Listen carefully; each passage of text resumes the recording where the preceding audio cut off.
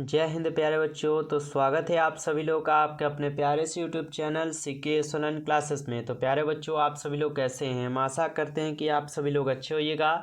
आप लोगों की पढ़ाई बहुत ही अच्छी तरीके से चल रही होगी। तो प्यारे बच्चों, आज की इस क्लास में हम लोग पढ़ने वाले हैं क्लास 12 होम साइंस के VVI सब्जेक्टिव क्वेश्चन को, जो कि आपके फाइनल एग्जाम 2025 के बोर्ड परीक्षा में यहाँ से प्रश्न जो है बाबू आपको एग्जाम में देखने को मिलेगा।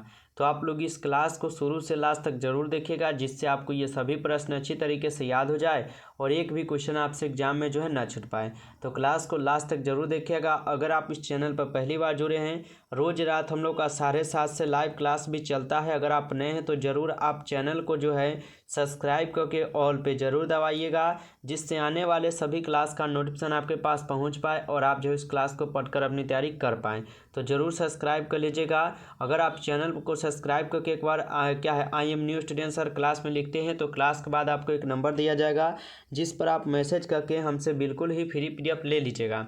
तो जुड़े रहिए, क्लास के बाद आपको भी PDF के लिए नंबर हम देंगे, जुड़े रहिएगा। चलिए क्लास को स्टार्ट करते हैं। उनसे पहले आप जितने बच्चे क्लास में आए हैं, आप जब सभी प्यारे बच्चे जो है क्लास को ज़रूर एक बार लाइक कीजिएगा और एक प्यारा सा कमेंट आप लोग ज़रूर कमेंट कीजिएगा कैसा लगा है क्लास। चलिए क्लास को स्टार्ट करते हैं और आज का पहला नंबर क्वेश्चन देखते हैं। चलिए तो प्यारे बाबू, आज का पहला नंबर क्वेश्चन आप लोग के सामने रहेगा कि अपराधी बालक क्या होता है। ठीक है, आपसे अगर एग्जाम में पूछे कि अपराधी बालक क्या है, तो उत्तर दीजिएगा आप लोग अपराधी बालक जो बालक समाज द्वारा तथा कानून द्वारा बनाए गए नियमों की क्या है अवहेलना करते हैं और एक निश्चित आयु से कम आयु वर्ग के होते हैं, वह बालक अपराधी कहलाते हैं। यानी मान लीजिए कि जो आपके लिए पुलिस जो होते हैं, अगर उस पुलिस जो है पुलिस का कुछ नियम अलग होता है, ठीक है, तो पुलिस का नियम के अनुसार हम लोग को चलना पड़ता है ना। जैसे कि हम लोग को किसी का साथ झगड़ा नहीं करना है, काट कुट नहीं करना है, गाड़ियाँ लेकर जाते हैं तो हम लोग को हेलमेट खोजता है कहाँ पर है, मतलब ये सब उल्लंघन नहीं करना है हम लोग को। ठीक है, अगर इन सब को हम उल्लंघन करते हैं तो ये सब हमारे लिए अपराधी कहलाएंगे। अगर समाज में हैं, समाज में हम लोग अगर किसी का बात नहीं मानते हैं, उनके बातों को हम लोग इग्नोर करके चले जाते हैं, अगर उसके बातों को हम नहीं मानकर कुछ गलत करते हैं, तो ये सब अपराधी ही कहलाते हैं। और वह बच्चा क्या है, ज़्यादा दिन का नहीं, बल्कि मानिए तो ये 15 से 17 से 16 साल के बीच ही जो बच्चा अगर ऐसा करता है वह अपराधी बालक कहलाते हैं। ठीक है, जैसे चोरी, मारपीट, यौन अपराध इत्यादि करने वाले बालक, ये सब क्या है, तो ये अपराधी के ही अंतर्गत आते हैं। अगर चोरी करते हो तो अपराधी कहलाएंगे, जहाँ पकड़ाएगा वहाँ पिटाइएगा, जेल में जाइएगा, मारपीट कीजिएगा वहाँ भी पिटाइएगा, जेल में जाएगा, यौन अपराध कीजिएगा, किसी का मर्डर करना, ये सब करना क्या, ये सब अपराधी है। ठीक है, तो याद रखिएगा। अगर कहे आपको कि अपराधी बालक क्या है या अपराधी बालक कैसे होते हैं, तो प्यारे बाबू आप लोग इतना जरूर याद कर लीजिएगा। ठीक है, चलिए अगला क्वेश्चन देखते हैं। 2 नंबर क्वेश्चन क्या है? 2 नंबर क्वेश्चन है सामाजिकरण क्या होता है। ठीक है, सामाजिकरण जो है ना प्यारे बाबू क्या होता है, उत्तर समझिएगा।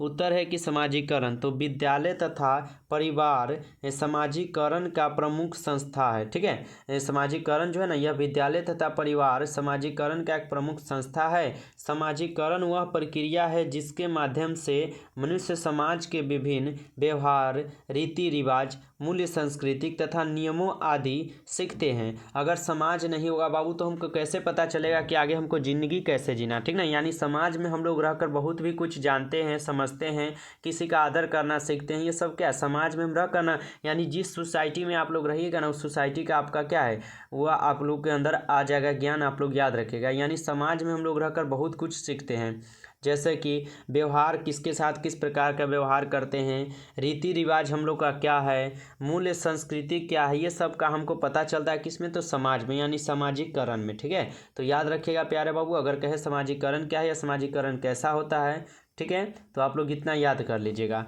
अगला क्वेश्चन देखिए आप लोग, 3 नंबर क्वेश्चन आप लोग के सामने है। 3 नंबर प्यारे बाबू क्वेश्चन है कि बैंक खाता से क्या लाभ है। जो बैंक होता है जिसमें आप लोग खाता भी खुलाए होंगे, हम भी खुलाए हैं, और उसमें लाभ क्या होता है समझिएगा आप लोग। ठीक है, तो बैंक खाता के लाभ देखिएगा।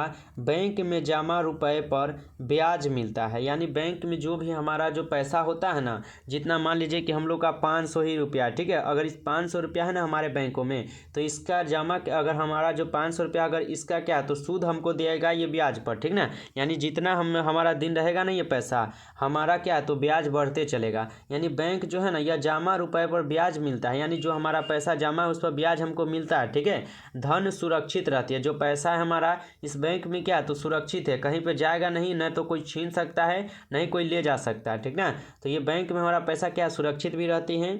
बैंक लाकर भी सुविधा प्रदान करती है, बैंक लाकर भी क्या तो सुविधा प्रदान करती है, पैसा जमा व निकासी करने की सुविधा प्रदान करती है आदि बैंक के खाते के ये लाभ है। ठीक ना, ये सब क्या है तो बैंक के बाबू लाभ ही है, याद रखिएगा आप लोग। अगर कहे बैंक खाता से क्या लाभ है प्यारे, तो इतना जरूर आप लोग याद कीजिएगा। ठीक है, चलिए अगला क्वेश्चन देखिएगा आप लोग। यहाँ पर 4 नंबर क्वेश्चन आप लोग के सामने है कि कपड़े धोने की रासायनिक विधि क्या होती है।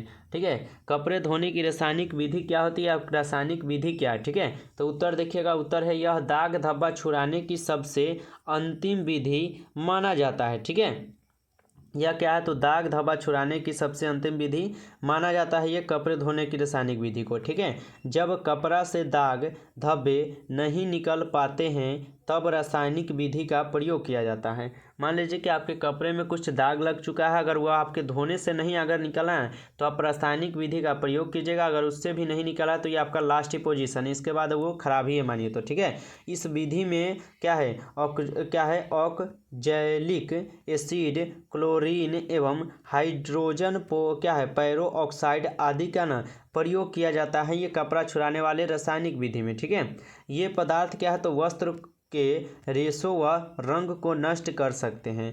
ये जो रासायनिक विधि होते हैं ना, आपके जो कपड़ा का कलर होता है उसको भाई ख़त्म भी कर सकते हैं, यानी उसको ख़राब भी कर सकता है ये रासायनिक विधि द्वारा। ठीक है, तो इसलिए जब भी हम लोग प्रयोग करें तो कोशिश करेंगे कि हम लोग का हाथ से ही छूट जाए, सर्फ साबुन जो भी हम लोग यूज करते हैं उससे छूट जाए तो अच्छा रहेगा। ठीक है, तो याद रखिएगा, कहे कपड़ों की धोने की रासायनिक विधि क्या है तो बाबू इतना जरूर आप लोग याद कीजिएगा।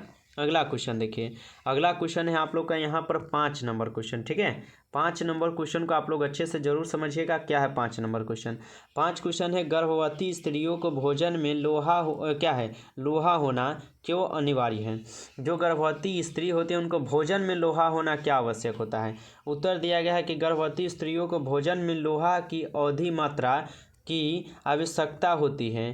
क्या है, 9वें माह के अंत तक भ्रूण में 100 मीटर में 150 मीटर लोहा होता है। नाभिक नाल में क्या है तो 150 मिलीग्राम लोह तत्व होता है, इसलिए गर्भवती स्त्रियों को प्रतिदिन 100 ग्राम, ठीक है, मानिए 100 ग्राम, ठीक है, 100 ग्राम से 20 ग्राम लोह तत्व लेना चाहिए, यानी प्रोटीन। ठीक है, यानी अगर वह गर्भवती है तो उनको कम से कम 10 ग्राम से लेकर 20 ग्राम तक उनको क्या है तो प्रोटीन लेना चाहिए। ठीक है, लेना चाहिए। हरी सब्जियां यकृत और क्या है मांस में लोहे तत्व की अधिक मात्रा होती है।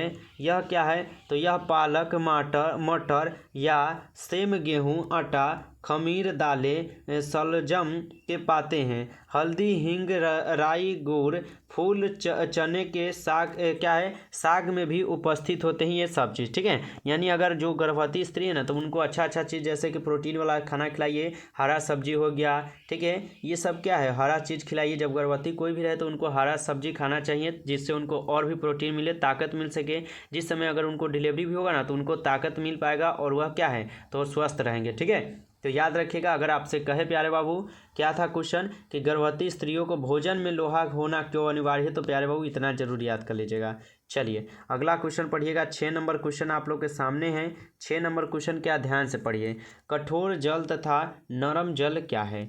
कठोर जल तथा नरम जल क्या है। उत्तर देखिएगा, उत्तर क्या है तो पहले हम लोग पढ़ेंगे नरम जल। ठीक है, नरम जल क्या है तो नरम जल में नमक की मात्रा कम होती है। जो नरम जल होती है ना उसमें नमक की मात्रा क्या है बहुत ही कम होती है, जिससे क्या है साबुन घोल आसानी से बनता है। जिससे क्या है तो साबुन का घोल आसानी से बनता है। वस्त्र की अशुद्धियाँ आसानी से निकल जाती है। वस्त्र पर जो भी दाग उग लगते हैं ना वह आसानी से निकल जाते हैं। वहीं पाते हैं कठोर जल। कठोर जल क्या है तो जल में कैल्शियम और मैग्नीशियम के सल्फेट और कार्बोनेट के मिल जाने से जल कठोर जल बन जाता है। कठोर जल में साबुन का झाग देर से होता है, ठीक ना। कठोर जल में क्या है, तो साबुन का जो झाग होता है ना वह देर से होता है, तथा वस्त्र की अशुद्धियाँ भी क्या है, देर से ही मिलती है। यानी वस्त्र की अशुद्धियाँ यानी वस्त्र की जो दाग होती है ना, वो थोड़ा लेट से ही छूटता है, ठीक है। तो याद रखिएगा, अगर कहे आपसे कठोर जल तथा नरम जल में क्या अंतर होता है या क्या है, तो इतना लिख लीजिएगा। चलिए अगला क्वेश्चन देखिएगा आप लोग यहाँ पर। अगला क्वेश्चन क्या है आप लोग का यहाँ पर 7 नंबर क्वेश्चन। 7 नंबर क्वेश्चन है, प्रदूषण कितने प्रकार के होते हैं, प्रत्येक का संक्षिप्त वर्णन करें। यानी प्रदूषण जो है ना कितने प्रकार के होते हैं, प्रत्येक का हमको संक्षिप्त वर्णन करना है। उत्तर देखिएगा, उत्तर है पर्यावरण के किसी भी घटक में होने वाले क्या है, अछावनीय परिवर्तन जिससे जीव जंतुओं पर प्रतिकूल प्रभाव पड़ता है ना, वह प्रदूषण कहलाते हैं। प्रदूषण के निम्न प्रकार होते हैं, जैसे आप दे सकते हैं 6 प्रकार है आप लोग का। वायु प्रदूषण, जल प्रदूषण, औद्योगिक प्रदूषण, ध्वनि प्रदूषण, भूमि प्रदूषण, क्या है, न्यूक्लियर एवं केमिकल प्रदूषण। ये सब क्या है, तो एक बहुत ही खतरनाक प्रदूषण है जो आदमी के ना बहुत ही क्या करता है, तो हानि पहुंचाता है ये प्रदूषण, ठीक है। मनुष्य को बहुत ही हानि पहुंचाता है ये प्रदूषण, आप लोग याद रखिएगा, ठीक है। कहे कि प्रदूषण कितने प्रकार के होते हैं, प्रत्येक का संक्षिप्त वर्णन करें, तो प्रदूषण आप लोग 6 प्रकार याद रखिएगा जो कि हम पढ़ाए हैं। वायु प्रदूषण, जल प्रदूषण, वायु क्या है, औद्योगिक प्रदूषण, ध्वनि प्रदूषण, और 2 क्या है, भूमि प्रदूषण, 1 क्या है, तो न्यूक्लियर एवं केमिकल प्रदूषण। ये 6 को आप लोग अच्छे से याद कीजिएगा और लिख दीजिएगा, ठीक है। अगला क्वेश्चन, अगला क्वेश्चन प्यारे बाबू देखिएगा आप लोग यहाँ पर। अगला क्वेश्चन है क्या, ठीक है। अगला क्वेश्चन है, एक नवजात शिशु को देखभाल आप किस प्रकार करेंगे, ठीक है। यानी एक नवजात शिशु यानी जो एक छोटा सा बच्चा, उनकी देखभाल जो है ना आप लोग किस प्रकार करेंगे, ठीक है। उत्तर देखिएगा, उत्तर है कि निम्नलिखित प्रकार से नवजात शिशुओं की देख रेख करनी चाहिए। यानी जो नवजात शिशु होते, जो बच्चे होते हैं, उनको अच्छी तरीके से हमको देख रेख करना पड़ता है। उत्तर देखिएगा, उत्तर पहला में दिया गया है कि अंग विशेष की सफाई, नवजात शिशु को प्रथम स्नान कराते समय विभिन्न अंगों की सफाई पर निम्नलिखित प्रकार ध्यान देना आवश्यक होता है। यानी जब हम छोटे से बच्चों को नहलाएंगे ना, यानी उनको नहलाएंगे तो हमको अच्छी तरीके से उनको क्या करना है, तो साफ सफाई करना है, जो भी कुछ हो, ठीक है। यानी उनको अच्छी तरीके से नहलाएंगे और अच्छे से उनको साफ करके फिर क्या करेंगे, तो उसको कपड़ा पहना देंगे छोटा सा, ठीक है। चलिए 2 में है, आँखों की सफाई, शिशु के आँखों को क्या है, तो बोरिक अम्ल लोशन में निसंक्रमित शोषक रूप भिगो क्या है, रुई भिगो का, ठीक ना। यानी जो छोटे से बच्चे होते हैं उनके आँखों में क्या है, तो छोटे से रुई को ना हमको भिगो कर क्या करना है, तो अच्छी तरह साफ करना है। यानी कान भी जो होता है और जो आँख होता है ना, उस पर अगर उन आपको कुछ लगता है, अगर दिखाई देता है, तो उनको अच्छी तरीके से रुई लेकर उसको थोड़ा भिगा दीजिएगा और अच्छे से उनको साफ कीजिएगा, ठीक ना। तो याद रखिएगा आप लोग इसको भी। चलिए बाबू लोग अगला क्वेश्चन देखते हैं हम लोग यहाँ पर। 9 नंबर क्वेश्चन यानी 9 नंबर क्वेश्चन है, जीवन बीमा क्या है। आप लोग देखते हुए होइएगा कि यहाँ पर आपको बोलेगा कि जीवन बीमा क्या है। और जीवन बीमा आप लोग भी जानते होइएगा कि जिसमें आप लोग पैसा जमा करते हैं, जो कि आदमी मरने के बाद उनके बाल बच्चों को मिल पाता है, ठीक ना।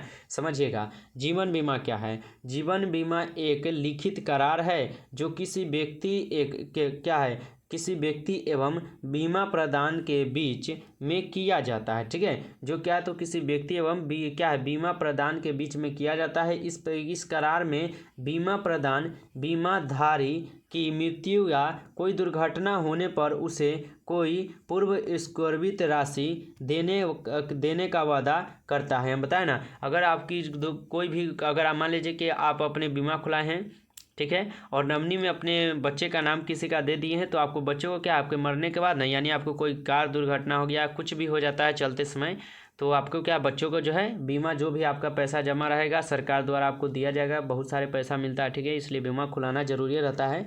बीमा 4 प्रकार के होते हैं, जिसमें से पहला आ जाएगा पूर्ण जीवन का बीमा, यानी पूरी जीवन का बीमा। दूसरा आता है मियादी जीवन का बीमा। तीसरा आता है संयुक्त जीवन का बीमा। और चौथा आता है बच्चों की एक्सीडेंट एवं विवाह बीमा। यानी एक ऐसा बीमा होता है ना, जिसमें आप अपने बच्चों की शादी के लिए क्या करते हैं, कुछ पैसा मानिए तो आप जमा कर रहे हैं, इस प्रकार का एक बीमा होता है, ठीक है ना। यानी मान लीजिए कि आप गरीब फैमिली से हैं और आपको लगता है कि हमारा बेटी जो है, मान लीजिए कि आज एक बेटी हुआ आपको, और सोचते हैं कि हाँ हम आगे पैसा कहाँ से आएगा इनकी शादी के लिए, ठीक है। तो आपके लिए एक उपाय यही है कि आप बच्चों के लिए ना एक बीमा खुला दीजिए, और वो आपकी क्या है, बच्ची की जब शादी होगा ना उस समय जब आपकी बच्ची जो है 18 साल की हो जाएगी, तो 18 साल के बाद आपको जो है ना जो बीमा वाला पैसा होगा वो आपको मिलेगी शादी के लिए, अपने बच्ची को आप शादी कर सकते हैं। ठीक है, चलिए तो समझ गए होंगे। अगला नंबर क्वेश्चन आप लोग देखिएगा, 10 नंबर क्वेश्चन आ चुका है। धन की बचत करना क्यों आवश्यक है? ठीक है, धन की बचत करना हमको क्यों आवश्यक है समझिएगा। बचत के लाभ, तो परिवार की आवश्यकताओं को पूरा करने में, जैसे स्कूल शिक्षा, उच्च शिक्षा, बच्चे की शादी, आपातकालीन स्थितियों के लिए, सुरक्षित भविष्य के लिए, जीवन स्तर ऊंचा रखने के लिए जीवन में बचत रखना आवश्यक है। जीवन में बचत क्या है, तो हमारे लिए बहुत ही ज़रूरी है। मान लीजिए कब आपके घर में किस प्रकार का परिस्थिति आए, किस प्रकार का क्या हाल होगा, कब क्या होगा ना होगा, कौन जाना है, ठीक ना। यानी बच्चों को अच्छा शिक्षा देना है, बहुत सारा काम होता है। आपके धन की बचत, जब आपको पैसा बचाइएगा, धन बचाइएगा, तो आप बहुत सारे काम कर सकते हैं। आप सोच सकते हैं आप अपने से भी कि आपके लिए धन की बचत क्यों आवश्यक है। आप लोग खुद से सोचिए बाबू, आपको पता चलेगा कि हाँ हमारे लिए क्या है धन। ठीक है, चलिए अगला क्वेश्चन देखिएगा आप लोग। यहाँ पर 11 नंबर क्वेश्चन रहेगा, आय क्या होता है, या आय से आप क्या समझते हैं। ठीक है, उत्तर है कि आय तो वह धन है जो एक व्यक्ति को क्या है, व्यवसाय, वेतन, निवेश आदि से मिला लाभांश प्राप्ति को आय कहा जाता है।